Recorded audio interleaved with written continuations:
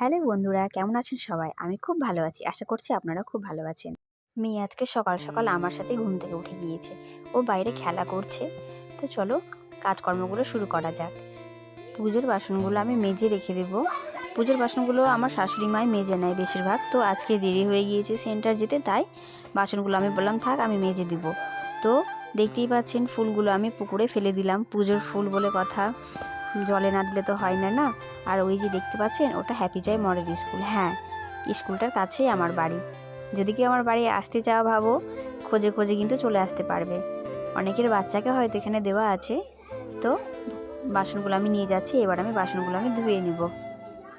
একটা সুবিধা কি জানেন, আমার বাড়ির কাছেই রয়েছে হ্যাপি জয় মডেল স্কুলটাও রয়েছে, আবার স্বরূপানন্দ স্কুলটাও রয়েছে কাছাকাছি, আর চৌধুরী স্কুলটাও রয়েছে। তাই আমার সুবিধাই হবে। মেয়েকে যখন আমি স্কুলে দিব তখন আমাকে না গাড়িতে যেতে হবে, না অনেকটা হাঁটতে হবে। কাছে আমি গিয়ে ঝটপট করে ওকে রেখেও চলে আসতে পারবো। তো দেখুন, আপনাদের সাথে গল্প করতে করতে আমার পুজোর বাসন ধোয়াও হয়ে গেল। আর রান্নায় আজ করব আমি এই সমস্ত কিছু দিয়ে বড়ি দিয়ে একটা ঝোল। তো দেখতেই পাচ্ছেন আমি এগুলো কেটে রেখেছি। এখানে রয়েছে সজনে, তারপর একটা অর্ধেক মতো পেঁপে, একটা গাজর, একটা কাঁচা কলা, দুটো আলু, একটা গাজর, আর ওই সামান্য দুটো আদার পিস, আর দুটো লঙ্কা, আর হালকা একটু জিরা দিয়ে মশলাটা করব। আর এখানে আমি শিম ভাজা আর আলু ভাজা কেটে নিয়েছি। তো বড়িগুলো আমি ভেজে উঠিয়ে নিয়েছি তরকারির জন্য, দেখতেই পাচ্ছেন। আর তেলে পাঁচফোড়ন দিয়ে এই সবজিগুলো আমি ভাজা ভাজা করে নিচ্ছি। তারপর আমি মশলা বেটে মশলাটা আমি দিয়ে দেবো। একদম পাতলা করে হালকা মশলা দিয়ে ঝোলটা করব। অল্প মশলা তো ভাবলাম কি আর মিক্সিতে করব, শিলনোড়ায় বেটে নিই।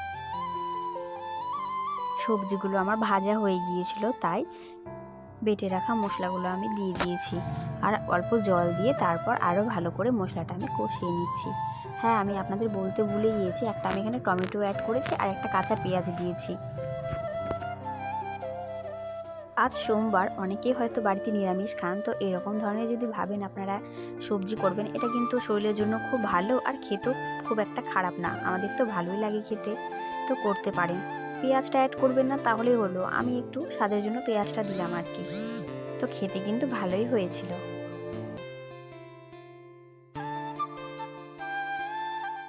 মশলাটা ভালো করে আমার ভাজা হয়ে গিয়েছিল, তারপর আমি তরকারিতে জলটা দিয়ে দিয়েছি।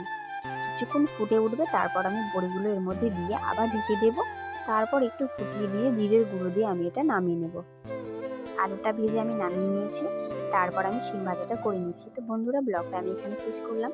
দেখা হচ্ছে একটি পরের ভিডিওতে। ততক্ষণের জন্য ভালো থাকবেন, সুস্থ থাকবেন। আমি এবার খাওয়া দাওয়া করে নেবো, আপনারাও এবার খাওয়া দাওয়া করে নিন। গুড আফটারনুন বন্ধুরা, টাটা।